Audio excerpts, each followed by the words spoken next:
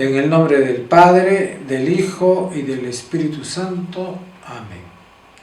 Queridos hermanos, hoy día es jueves 23 de julio. El día de ayer, 22 de julio, se celebró la fiesta de Santa María Magdalena. Yo celebré la misa del día, pues no tenía mi calendario litúrgico conmigo a la mano y simplemente me guié por el misal. O sea que hoy día vamos a reflexionar las lecturas que tocaron el día de ayer. Ayer hubieron dos lecturas como todos los días, pues, ¿no? Una primera lectura, un salmo y el Evangelio. Vamos a reflexionar sobre la primera lectura, que es de la segunda carta a los Corintios. El Evangelio, en otra oportunidad quizás lo comentemos, pero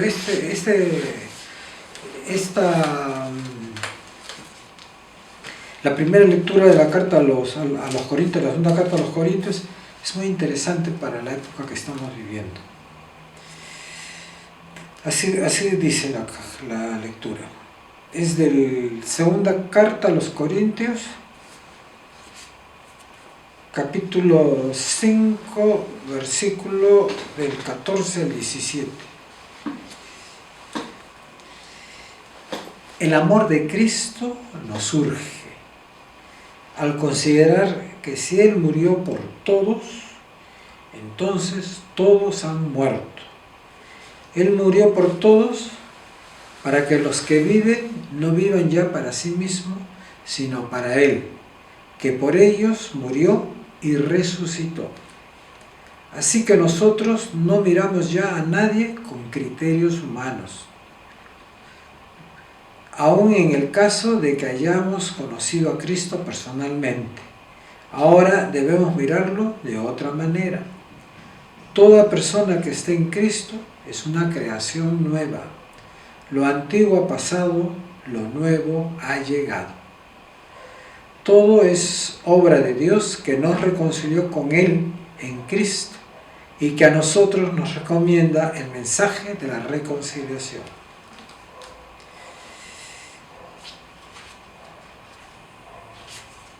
Esta palabra de Cristo, de San Pablo, que dice que ya somos una nueva creación, para mí es muy importante, porque como un día como ayer mi padre falleció. El Señor lo llamó justo el mismo día de la fiesta de Santa María Magdalena, ¿no? La pecadora convertida, ¿no? Mi papá, 2 días antes de fallecer, él falleció un viernes en la mañana, un viernes 22. Oficialmente ha fallecido el 21, o sea que por sus documentos oficiales no nos podemos llevar. Por la siguiente razón, de que como él falleció el viernes a las 10 de la mañana, y solamente se puede enterrar, estábamos vísperas del sábado, a las 6 de la tarde ya entrábamos el día sábado, y el sábado no se puede enterrar en la religión judía. Hubiéramos tenido que conservar el cuerpo de mi padre hasta el domingo.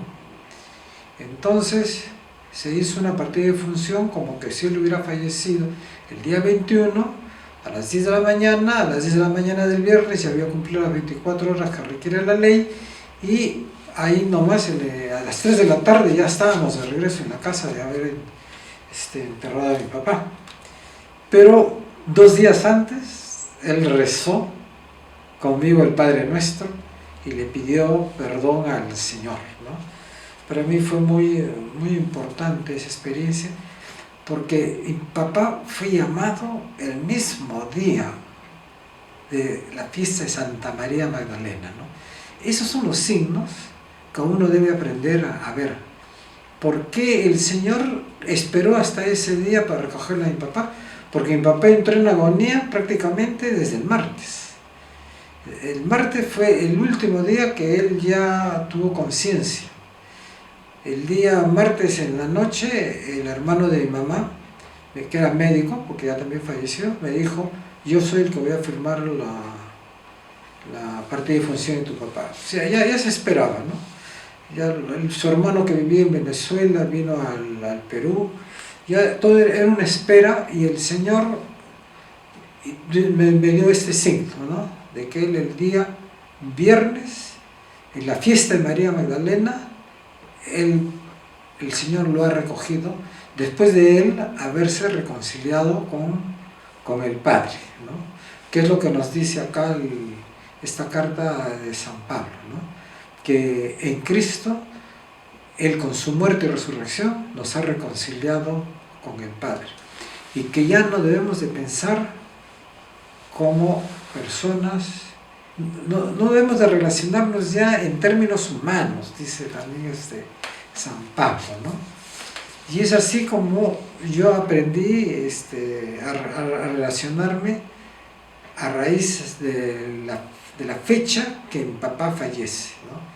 Y creo que también les conté de que el día que lo enterraron, mi papá no tenía, porque como él se manifestaba no creyente, ¿no? Así, entre comillas, que no creía en Dios, entonces tampoco tenía su manto para ir a la sinagoga a rezar.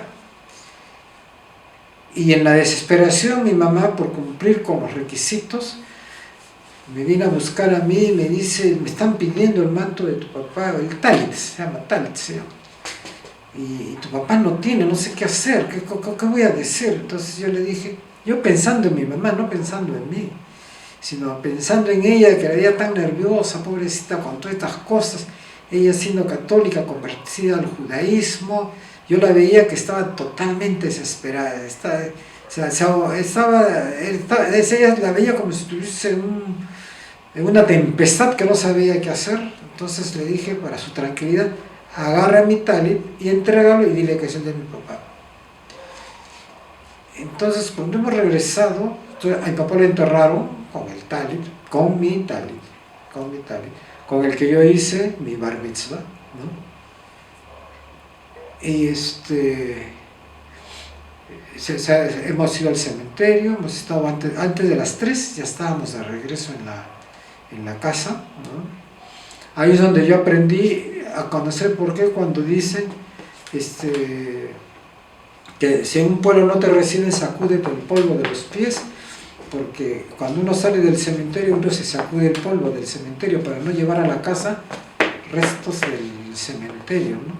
Entonces, cuando dice eso, Jesús, sacúdanse de los zapatos, es decir que ese pueblo es un cementerio, es gente que está muerta en vida.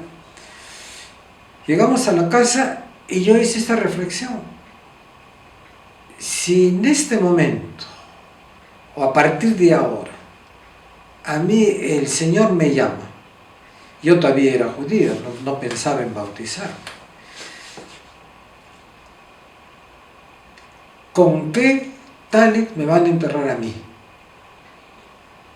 Por lo tanto, si yo ya no tengo talit, quiere decir que mi papá se llevó mi parte judía con él. Y desde ahí es que yo decidí que debo de bautizarme, y comencé mi experiencia a buscar dónde me voy a bautizar, a buscar quién me comprenda todo lo que yo había experimentado, para poder así recibir el sacramento del bautizo.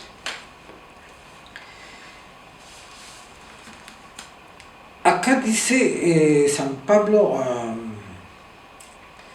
los Corintios, dice: Él murió por todos. O sea que la salvación es para todos. Jesús no ha muerto solamente para un grupo determinado de personas.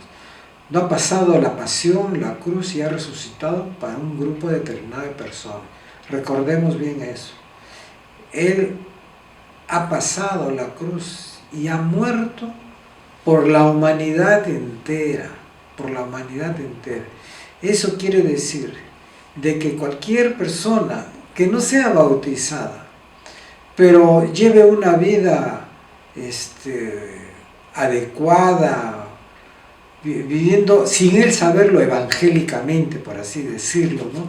Amando al prójimo, amando a Dios, tratando de ser una persona que se identifica con el prójimo. Si esa persona se salva a través de Cristo, porque para eso murió Cristo, murió para todos, ¿no? Aunque él no lo sepa, aunque sus familiares de él lo nieguen, ¿no? Él se va a salvar a través de Cristo. Para eso murió Cristo, para que todos tengamos vida eterna y vida en abundancia, ¿no?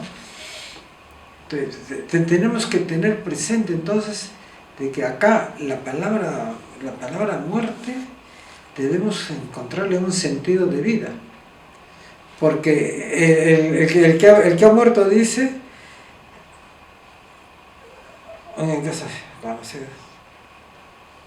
toda persona que está en Cristo es una creación nueva.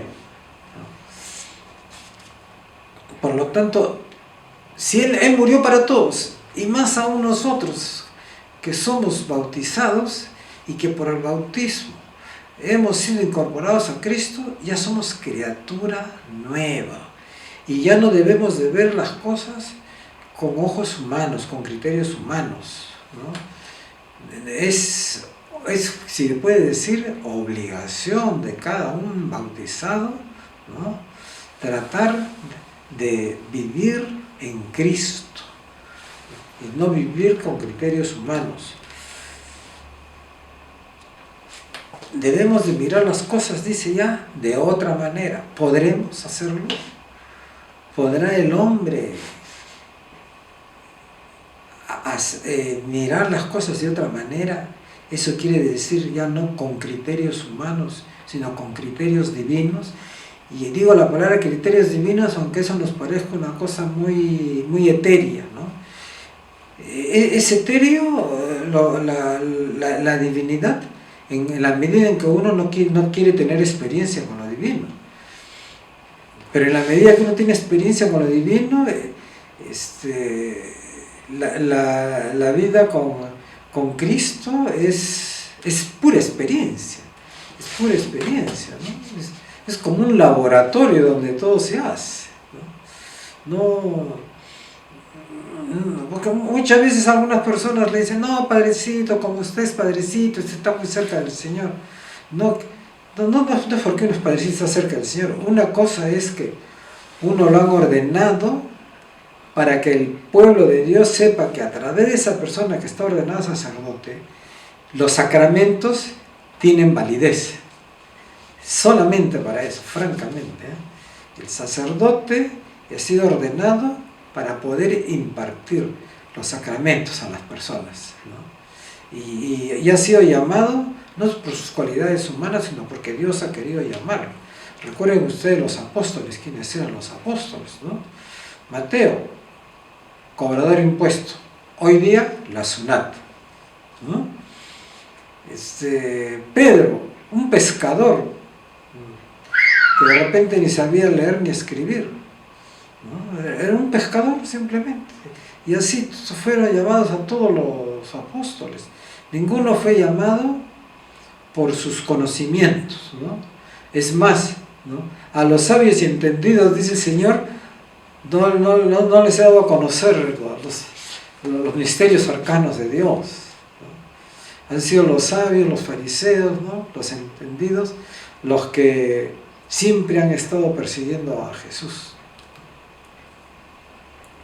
Entonces, hoy día, si el mundo está como estamos, que hay guerras, bueno, siempre han habido guerras lamentablemente, no podemos decir que solamente en este milenio que hemos comenzado, han comenzado las guerras en el mundo. No podemos decir eso, porque desde que yo tengo conocimiento de historia, el mundo cristiano, entre ellos han vivido en guerra, ¿no? Entonces, cuando digo que podremos, no me refiero a la guerra, sino podrá el hombre de hoy día negarse a sí mismo y reconocer que somos una nueva criatura, sobre todo los que estamos incorporados por el bautismo a Cristo. Es tan difícil para el ser humano esa renuncia, esa libertad que nos dio Dios. porque nos creó a imagen y semejanza de Él, porque no podíamos ser clones pues, de Dios, ¿no? Disculpen la palabra que estoy empleando, pero el único perfecto es Dios, la Santísima Trinidad, el Padre, el Hijo y el Espíritu Santo, ¿no? Nosotros somos imagen de la perfección, por lo tanto no somos perfectos. Y encima que no somos perfectos, además de eso, ¿no? Tenemos la libertad para decidir, ¿no? ¿Llegará el hombre a alcanzar, a tener esa capacidad de anularse a sí mismo, sobreponerse a su egoísmo, sobreponerse a su deseo de poder, de riqueza, mirar al mundo, como dice acá, ya no con criterios humanos, sino con los criterios de Dios? Y inclusive acá dice, aún en el caso de que hayamos conocido a Cristo personalmente, ahora debemos mirarlo de otra manera, dice, ¿no? Porque está hablando, acuérdense que San Pablo se dirige a comunidades donde han habido judíos que ya se han bautizado, ¿no? Y Pedro conoció a Jesús, ¿no? Lo has conocido, pero lo has conocido antes de que pase la pasión y a la muerte y haya resucitado, ¿no? Ahora ya somos una nueva creación. Y esa nueva creación podremos nosotros comenzar a vivirla en nuestro país, o todavía seguiremos aprovechando, ¿no?, de todo este sistema en el que estamos, ¿no?, y seguir explotándonos unos a otros, ¿no? ¿Podrá algún día el Perú ser un país donde el mismo peruano, con sus propios capitales, ¿no?, cree riquezas? ¿O siempre tendremos que estar pidiendo que vengan de afuera a crearnos riquezas? ¿Se le permitirá al peruano poder él mismo superarse en el territorio que Dios le ha dado, con las riquezas que Dios le ha puesto en sus manos, ¿no? ¿O tendremos siempre que esperar por el sistema que otros vengan, ¿no?, a ayudarnos, entre comillas, ¿no?, a hacernos sentir que somos libres? No debemos esperar esto, debemos de conseguir nosotros mismos superarnos, ¿no? O sea, no necesitar de la ayuda de afuera. Yo, cuando trabajo en una parroquia, siempre he tratado de que la parroquia tenga sus grupos necesarios para poder funcionar, y evitar estar pidiendo a otra parroquia, no, préstame tu grupo para dar charlas. No, cada parroquia debe ser autosuficiente en ese sentido. Ojalá que el Perú también, como nueva creación que estamos viendo, pueda ser algún día autosuficiente. El Señor nos bendiga, los proteja y los cuide de todo mal. Amén.